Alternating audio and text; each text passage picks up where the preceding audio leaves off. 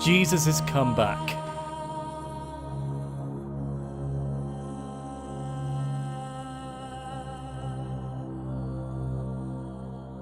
أعزائنا المشاهدين، مشاهدي قناة البشارة السارة في كل أنحاء العالم، برحب بكم في الحلقة رقم 6 من برنامج جرس إنذار وتفسير لسفر الرؤيا. كان الحلقة اللي فاتت كنا وقفنا عند في رؤية 2 وفي عدد 4، والنهاردة هنكمل مع بعضينا في عدد 5. أتمنى أنك أنت يعني تكون معايا وهنقول بعض الآيات عشان ندعم بيها الكلام اللي احنا بنقوله، وتبقى دي يعني حصيلة عندنا. في عدد 5 بيقول الكتاب: فأذكر من أين سقطت وتب.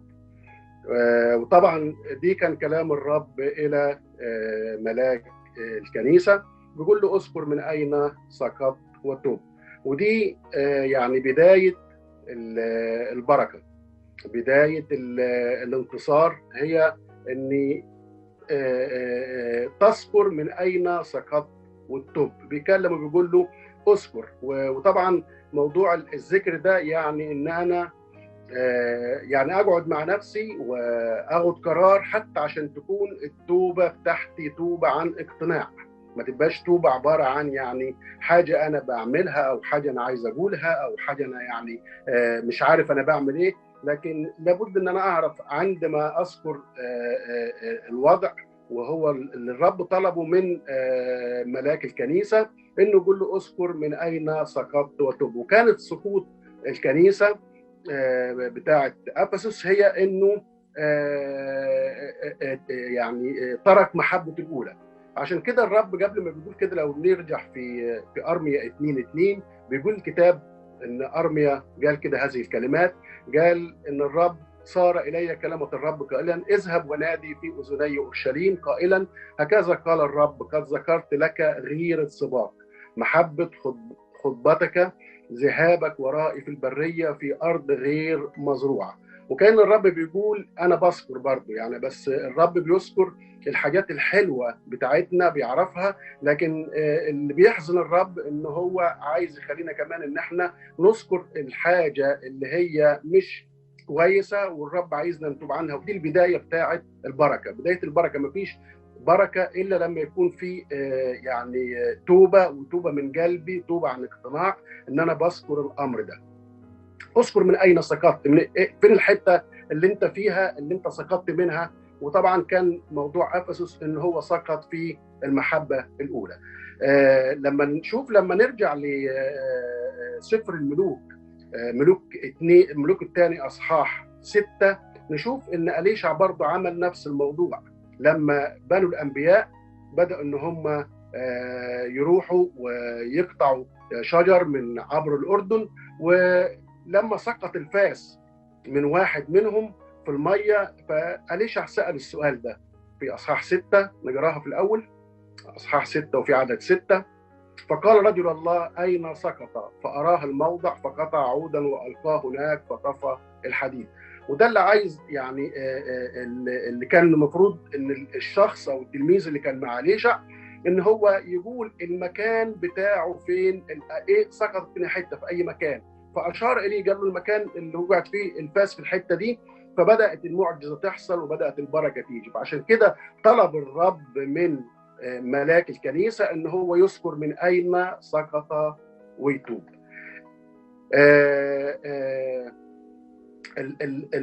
التوبه هي باب البركه.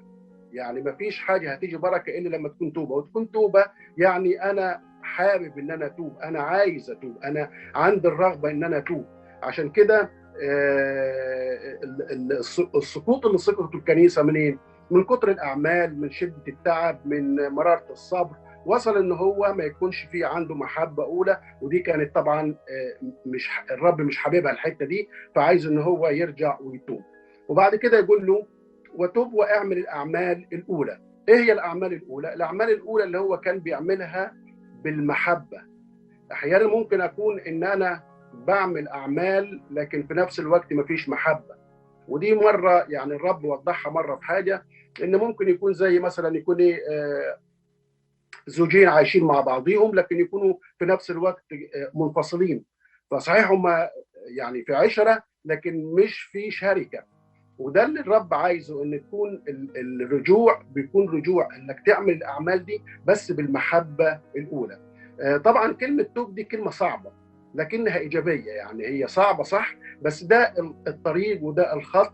ودي يعني اتكررت لكل الكنائس، يعني كل الكنائس هتلاقي ان الرب يقول فيها توب وارجع، توب وارجع. ودي طبعا بتبقى بركه كبيره للانسان. وإلا فإني آتي عن قريب وأزحزح منارتك من مكانها إن لم تتب. ودي طبعا بتشوفها يعني أسلوب، عايز أقول إيه، يعني أسلوب صعب شوية، بس هو ده الواقع. يعني ممكن تقول ده أسلوب تهديد. وإن لم تتب، إن ما تبتش هاتي عليك عن قريب وأزحزح منارتك من مكانها إن لم تتب. طيب الرب لما قال هذه الكلمات يعني هو يعمل كده، هيعمل كده. فهو الموضوع وعد مش ضمان. يعني هو وعد انك لما تغلب هيكون لك الامر ده. طب لو ما تبتش هيكون الامر غير كده، ان هاجي هزحزح المناره بتاعتك وتبدا العمليه او العلاقه اللي مع الرب تتهز. يبدا القوه يعني تتهز من جوايا، يبدا الشركه، يبدا الفرح، تبدا التعزيه. لان ليه؟ لان عندي اصرار على ان انا ما ارجعش وما توبش. عشان كده قال له هذه الكلمات عن قريب. وعن قريب هنا مش المقصود بها عن قريب في مجيء الرب، لكن عن قريب لما الرب يحدد امتى هيجي ويزحزح المناره. فده الوقت بتاع ربنا، هو اللي يقدر يحكم فيه، هو اللي يقدر يشوف، هو اللي يقدر يقول. فدي حاجه تخلينا يعني تيجي الايه دي قدامنا، راس الحكمه مخافه الرب. فانا ببقى دايما عامل حسابي ان انا اكون دايما في مخافه الرب، لان الرب يعني ما كانش فيه طوبه حقيقيه، بيبقى فيه طبعا تعب، بيبقى فيه الم، بيبقى فيه امور كتيره. فعشان كده قال له هذه الكلمات. لكن بعد ما قال له كده، قال له ولكن عندك هذا انك تبغض اعمال النقلويين التي ابغضها انا.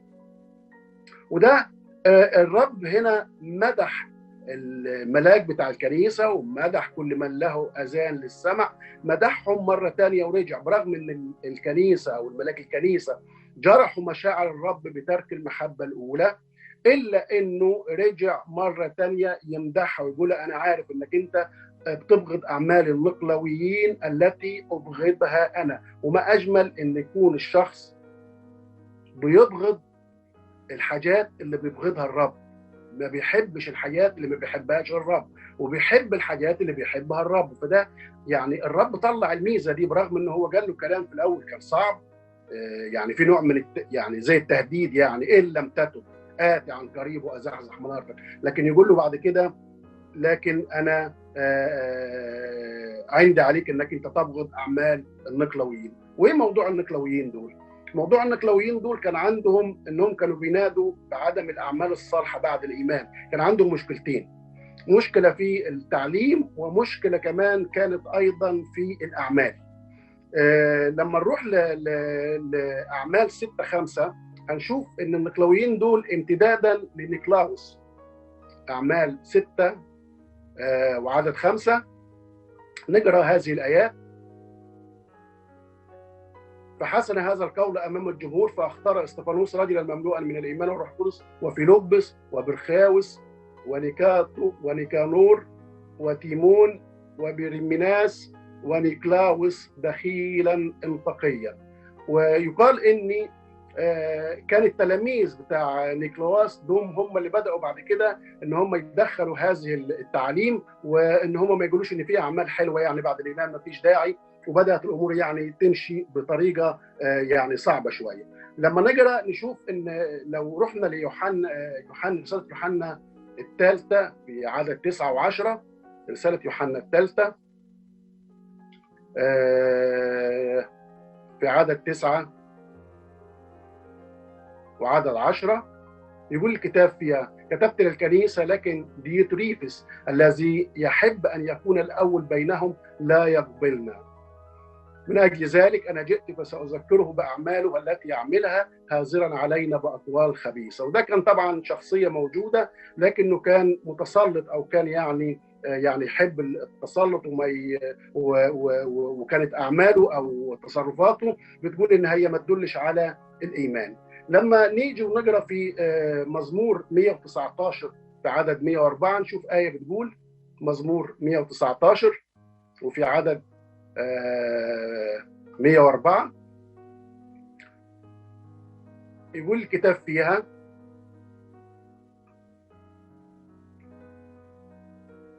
مزمور 119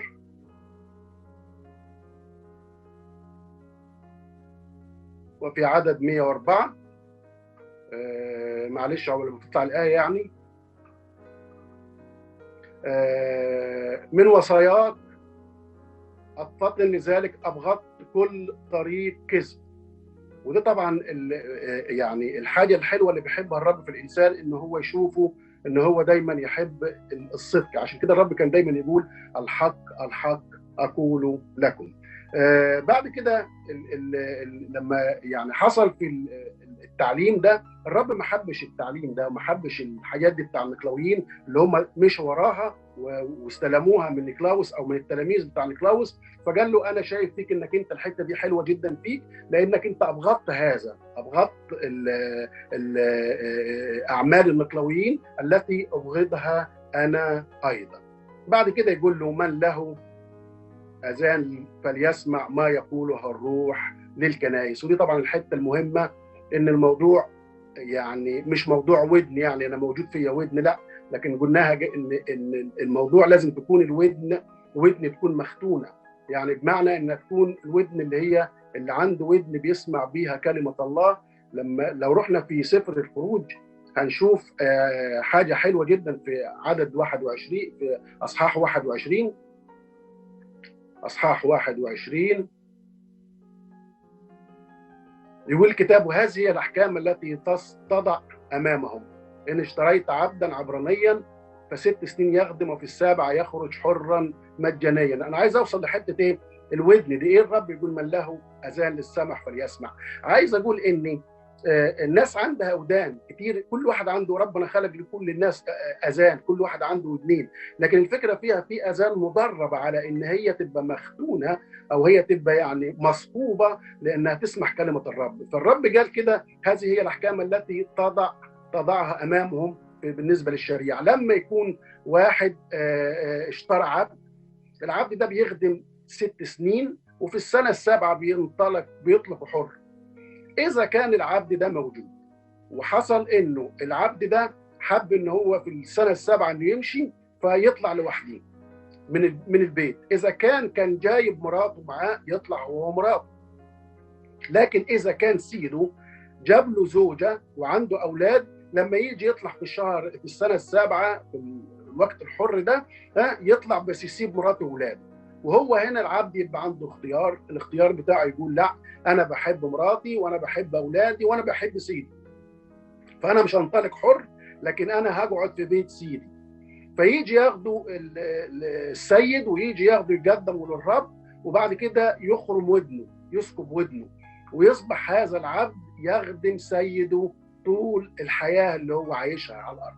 عشان كده الانسان اللي يسمع لسيده يبقى بيخدمه بناء على ان الرب ختم او ثقب ودنه وجعل ودنه دي هي تحب كلمه الله، تسمع لكلمه الله، تتمتع بكلمه الله. ليه؟ هو ده بقى: من له اذان بالسمع فليسمع. فتلاقي الواحد مثلا ممكن يجي له نور لكن يرفضه، ولا يقول لك لا مش عايز. واحيانا الرب يتعامل معامله بتبقى فيها يعني شويه يعني مختلفه، بمعنى ان ممكن واحد يكون ما عندوش فهم، يعني مش عارف، لكن الرب يتعامل معاه بالمراحم بتاعته بالمحبه، وتمشي الامور طبيعيه ويبقى ماشي طبيعي.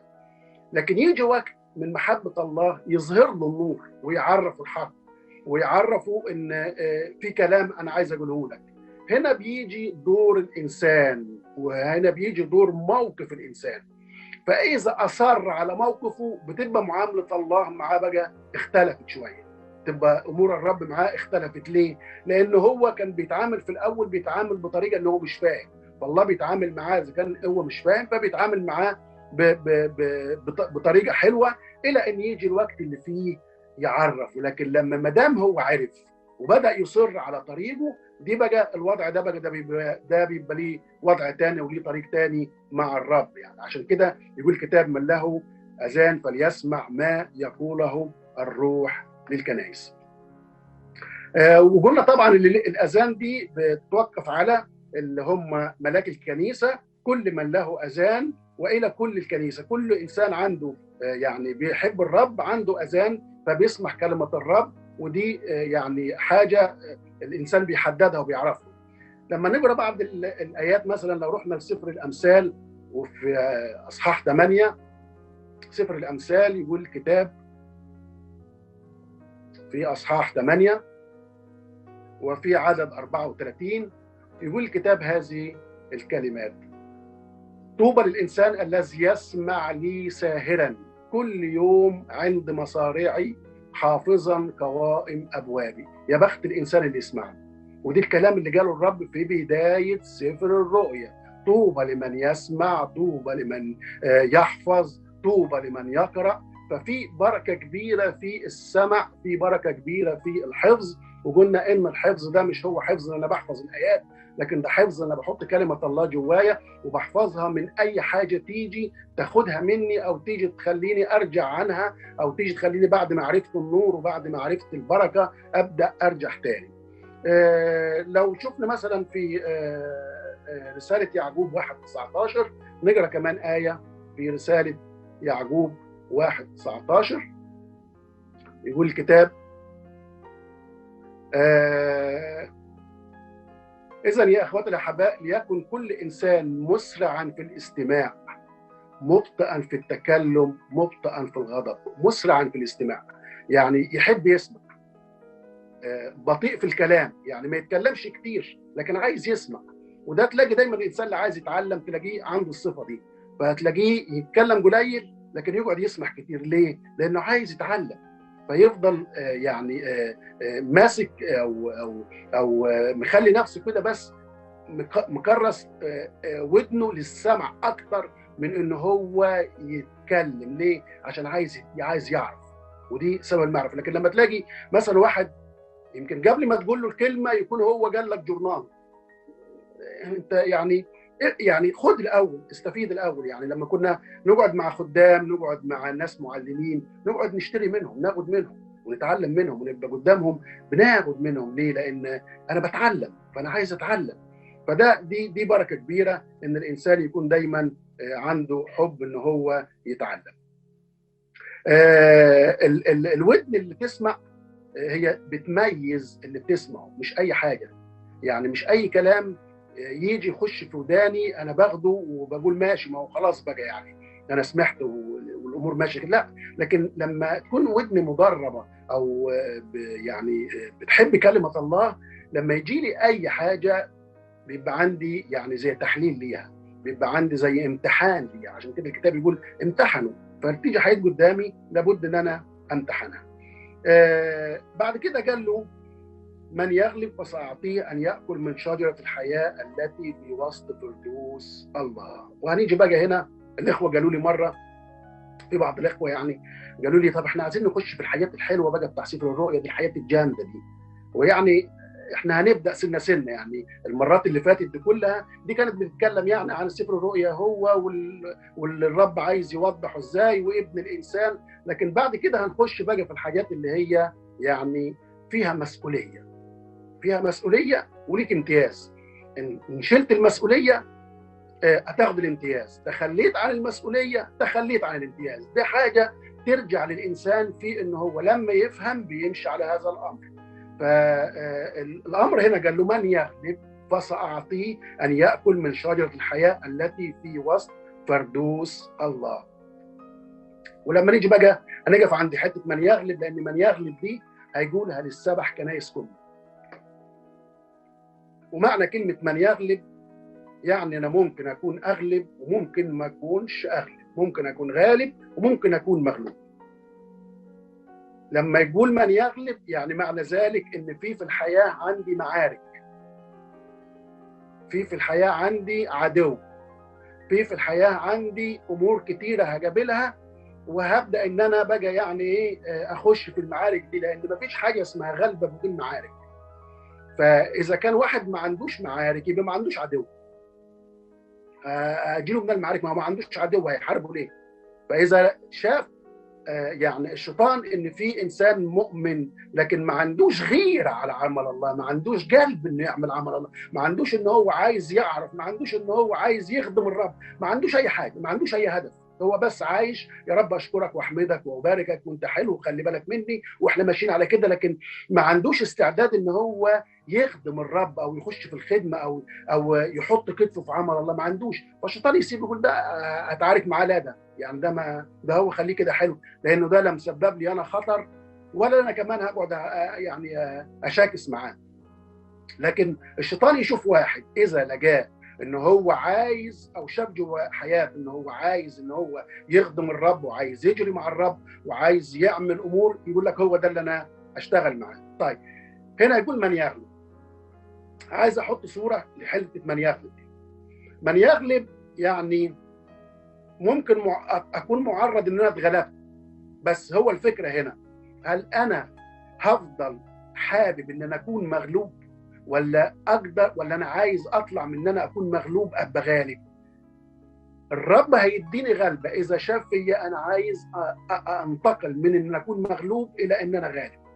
وما ده معناته ايه؟ معناته ان اول كنيسه هي كنيسه افسس اتكلم فيها عن العيب اللي عنده من انك انت تركت محبتك الاولى. فانا ممكن يجي دلوقتي الروح القدس يكلمني انت دلوقتي كيف معاملتك مع الرب؟ هل انت بتحب الرب من كل قلبك؟ يعني في محبه؟ فابدا افحص نفسي بقى، انا بحب الرب من كل قلبي؟ انا بحب الرب زي زمان؟ انا عندي المحبه بتاعت الرب زي زمان لما كنت بخدم بفرح وبجري وبحبه وبقعد اصلي معاه؟ ولا انا في عزله منه، انا ماشي معاه لكن بعيد عنه؟ فدي حاجه من ضمن المعارك اللي عندي. فدي اول معركه هي بالنسبه لكنيسه افسس تنطبق عليا، ان انا بشوف نفسي واقعد افحص نفسي بالنسبه للامر ده واشوف ان انا فعلا ايه مقياسي بالنسبه محبه للرب ومحبه للاخرين. هل انا فعلا عندي بغضه لحد؟ هل انا بتمنى لحد الشر؟ هل انا عندي عدم انسجام مثلا لناس تبقى معايا ويمكن بتخدم معايا وماشي معاهم كده يعني لكن مش منسجم معاهم؟ فحاجات كتيره انا نفسي انا اللي اقعد افحص نفسي فيها. دي مش حد هيقولها لي، لان لا يعرف الانسان الا روح الانسان. فعشان كده قال له من يغلب ليك وعد انك انت مش ضمان لكن ده وعد، ان غلبت هتاكل من الشجره اللي موجوده في وسط فردوس الله. ولما نيجي هنا هيجيب لنا كام سؤال. اتكلمنا ايه معنى الغلبه، لكن لازم نعرف كمان ايه هي الغلبه المطلوبه وايه المكافاه بتاعتها. اللي انا عايز اقوله اني ممكن واحد يقول لك انا طب هغلب ازاي يعني؟ انا لما بتفرج على احيانا بشوف المصارعه الحره، بشوف ان في الاثنين بيصارعوا، لكن بشوف واحد منهم بيفضل يضرب في الثاني ضرب لغايه ما بينزلوا الارض نهائي وما يبقاش في نفس. والشكل العام بيقول ان ده غلب، يعني انت تبص للمنظر كده تقول الراجل ده غلب خلاص، لانه ده خلص عليه، ده ضرب ضرب لما دوكو مش قادر ياخد نفسه واترمى على الارض. لكن في لحظه تلاقي الشخص اللي واقع في الارض ده كان استعاد قوته مره ثانيه وطلع من الحاله اللي هو فيها ورفض الحاله اللي هو فيها وقام راح ضرب الضربه تكون الضربه القاضيه، ويكون هو منتصر بعد ما كان مغلوب ومرمي في الارض، يكون هو اللي منتصر وهو اللي غالب. ده اللي الرب عايز يوصل بيه لينا، انك لا تستسلم انك انت تقول ده انا مغلوب وما ينفعش اكون غالب، لكن عندك الفرصه انك انت تتحول من مغلوب الى غالب. عشان ايه؟ هيحصل حاجه لما تكون غالب. يقول الكتاب في الحته دي بتاعت المحبه انك تاكل من شجره الحياه التي في وسط فردوس الله. لما نيجي نبص على موضوع الفردوس يعني نشوف اني او الغلبه في الاول، نشوف اني في يوحنا 16 33 نشوف كده الكتاب قال ايه في يوحنا 16 33. انجيل يوحنا واصحاح 16 وعدد 33. قد كلمتكم بهذا ليكون لكم في سلام، في العالم سيكون لكم ضيق ولكن ثقوا أنا قد غلبت العالم. فالمسيح غلب العالم. فالغلبة اللي غلبها المسيح للعالم عايز كمان ان احنا ناخدها منه ونكون احنا كمان غالبين العالم. رسالة يوحنا الأولى 5:4، رسالة يوحنا الأولى 5:4 يقول الكتاب فيها: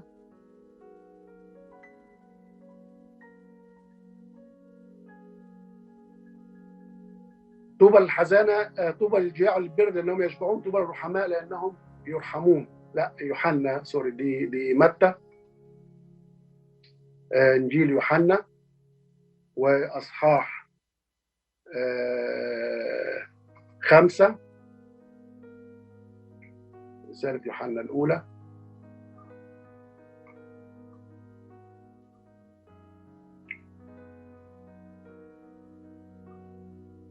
وفيها يقول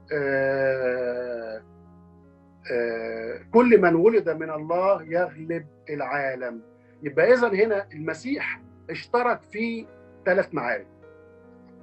معركة أنه حارب العالم وغلبه لأنه مولود من الله، فدي أول معركة ليه. تاني معركة حارب الشيطان وغلبه بالمكتوب. ثالث معركة ليه أنه هو سيحارب الملوك ال10 وهيغلبهم لأنه رب الأرباب، ودي ممكن نقراها في رؤيا 17 في عدد 14. رؤيا 17 وفي عدد 14 يقول الكتاب: هؤلاء سيحاربون الخروف والخروف يغلبهم لأنه رب الأرباب وملك الملوك والذين معه مدعون ومختارون ومؤمنون. إذن هيحارب الرب، هم هيحاربوا الخروف لكن الخروف هيغلبهم. ودي الحاجة اللي بتدينا إن احنا عايشين مع إله غالب. بس هو الإنسان لما يحب إن هو يغلب عشان ياكل من شجرة الحياة، هو هيكون بعد كده عنده الفكرة أو عنده القوة إن هو ياخد الأمر ده من الرب. الغلبة، في غلبة حاجات كتيرة يعني، لكن هو اتكلم مع ملاك الكنيسة عن الغلبة بالنسبة لترك المحبة الأولى. لكن احنا ممكن هنا في عندنا مثلا الشر نغلبه بالخير، الشرير نغلبه بالقوة الروحية وبكلمة الله الثابتة فينا، الأرواح الكاذبة والأنبياء الكاذبة نغلبها بالمسيح الذي فينا، العالم نغلبه بالولادة من الله، الشيطان نغلبه بدم المسيح الذي غطانا. إذن معركة أفسس كانت أعمال وكان تعب وكان صبر، لكن كان بدون محبة، عشان كده ما كانتش مقبولة من الرب.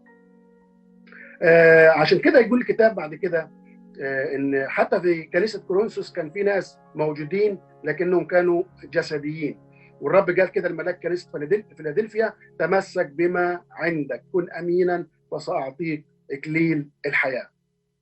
طيب دي بالنسبه للغلبه. وسيله الغلبه بقى هي ايه؟ وسيله الغلبه هي ان الملاك بتاع الكنيسه بتاع افسس كان غالب في بعض حاجات، لكن كان في حته هو مغلوب فيها، فتحول، عايز يقول له تحول منك انت تكون مغلوب الى انك انت تكون غالب. وزي ما حصل مع شمشوم، يمكن كان في ضعفه وفي تعبه، لكنه اللي موتهم في مماته كان اكتر من اللي موتهم في حياته، عشان كده كان موجود في سحابه الشهود. فاذا الفرصه قدام اي انسان ان يتشدد بالرب، وانك انت عندك رجاء انك انت تتحول من مغلوب الى غالب. ليه؟ طيب هل لما المكافأة الموعود بيها لما تكون غالب، أول حاجة إيه؟ يأكل من شجرة الحياة التي في وسط فردوس الله. طيب الشجرة دي إيه هي الشجرة دي؟ وفين مكانها؟ وإيه هي طريقة الأكل منها؟ يبقى أنا عندي 3 حاجات لازم أعرفهم. قال اللي هيغلب هياكل من الشجرة اللي موجودة في وسط فردوس الله. الشجرة دي أول حاجة ذكرت كلمة شجرة في تكوين 2:9. نشوف تكوين 2:9 يقول الكتاب فيها، سفر التكوين وأصحاح 2 وعدد 9: وأنبت الرب الإله من الأرض كل شجرة شهية للنظر وجيدة للأكل، شجرة الحياة التي في وسط الجنة وشجرة معرفة الخير والشر. ودي كانت شجرة حقيقية موجودة في وسط الجنة، ودي الشجرة اللي هي يعني تاكل منها واطرد آدم وحواء من الجنة، ودي كانت شجرة حقيقية. طيب لكن الجنة أصبحت النهاردة، عشان برضو يعني برضه عندنا خلفيه، لان في ناس بعض الافكار عند ناس يقول لك يعني يروح الجنه. احنا ما عندناش جنه، والجنه دي عباره عن صحراء دلوقتي. وبعض حتى يكتب يقول لك ايه، يسكنها الله فسيح جنات. ما فيش الكلام ده. الجنه ما فيش، خلاص كانت موجوده، لكن لما جه الطوفان خلص الطوفان على موضوع الجنه، واصبحت الجنه دي ارض يعني كده ايه، صحراء، ارض جبال، ارض اي حاجه. المهم ان ما فيش فيها يعني طريق، او ما فيش فيها زي ما مكتوب اني زي ما بيفكروا الناس. طيب الشجره دي الثانيه دي اللي قال لما تغلب هتاكل منها، عباره عن ايه؟ نشوف الشجره دي لما نقرا في امثال 3 وفي عدد 13. سفر الامثال وفي عدد 3 وفي عدد 13. سفر الامثال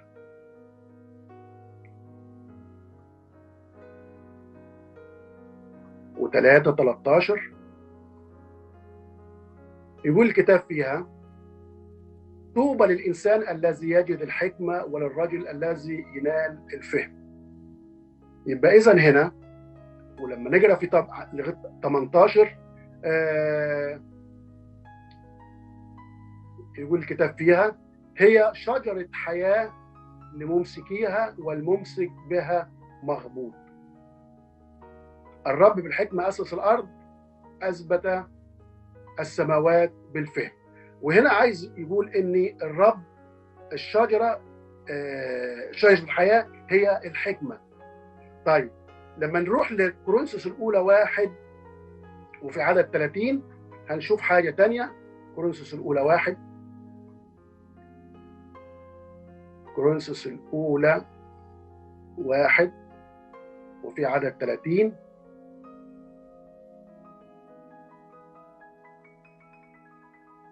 يقول الكتاب فيها ايه؟ ومنه أنتم المسيح يسوع الذي صار لنا حكمة من الله وبرا وقداسة وفداء. يبقى ناخدها تسلسل، الشجرة هي الحكمة والمسيح صار لنا حكمة، يبقى إذن الشجرة دي هي المسيح. طيب دي أول خطوة عرفناها. يبقى اللي هيغلب هياكل من الشجرة. الشجرة دي عبارة عن إن هي الحكمة، والمسيح هو حكمة، يبقى إذن الشجرة هي المسيح. طب دي أول حاجة. فين مكان الشجرة؟ قال في وسط فردوس الله. طيب البعض بيفكر أو بيقول إن الفردوس دي يعني في السماء، والدليل إني لما بولس بيقول اختطفت إلى الفردوس. بس تعالوا نشوف حتة تانية هنا، نشوف إني هي جت في كورنثوس الثانية 12. لما نشوف كورنثوس الثانية 12 عشان نقرأ، عشان نشوف الموضوع يعني ماشي ازاي اللي قاله بولس الرسول. كورنثوس الأولى 12،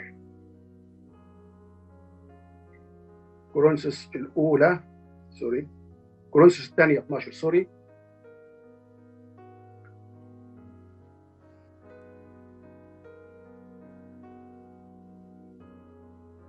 كورنثوس الثانية وفي أصحاح 12 يقول الكتاب فيها: إنه لا يوافقني أن أفتخر فإني آتي إلى مناظر الرب وإعلاناته. يبقى لازم نعرف حاجة هنا، إن بولس الرسول لما راح ما شافش منظر واحد، دي مناظر يعني جمع، مناظر الرب وإعلاناته. في مناظر وفي إعلانات، يعني حاجة بالجمع. أعرف إنسان في المسيح قبل 14 سنة، أفي الجسد لست أعلم أم خارج الجسد لست أعلم، الله يعلم، اختطف هذا إلى السماء الثالثة. ودي حاجة. لكن يقول الكتاب كمان هنا انه اختطف واعرف هذا الانسان في الجسد ام خارج الجسد لست اعلم، الله يعلم انه اختطف الى الفردوس.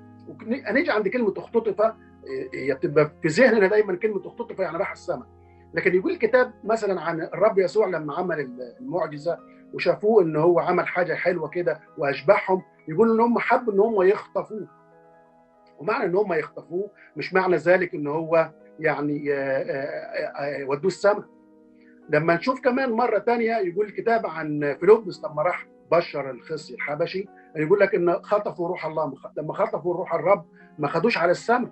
فاذا كلمه الاختطاف هنا يعني مش لازم تكون ان هي فيها يعني مرتبطه دايما بالصعود لفوق. عشان كده شجره الحياه هنا في الفردوس، والفردوس ده هو طبعا تحت مش فوق. طيب الكتاب بيقول عنها ان الفردوس ده عباره عن ايه؟ الفردوس ده عباره في حاجه اسمها الهاويه. الهاويه دي ليها قسمين، والقسمين دول يعني قسم منهم اسمه الفردوس، وقسم منهم اسمه مكان ده العذاب اللي هو فيه الشوكه. هنتكلم في الحلقه الجايه عن الهاويه بالتفصيل، والقسمين اللي في الهاويه، والفردوس الله ده اللي موجود، وكيف ناكل من شجره الحياه اللي هي المسيح نفسه، كيف ناكل من المسيح. ف اترككم دلوقتي في رعايه الرب، وبنكون وصلنا لنهايه الحلقه، لكن بعد كده في الحلقه الجايه هنتكلم فيها عن موضوع الفردوس وموضوع الهاويه، وهنشوف الفردوس ده في الهاويه ليه، وايه الاقسام اللي في الهاويه تحت. الرب يبارككم ويكون معاكم، والى اللقاء.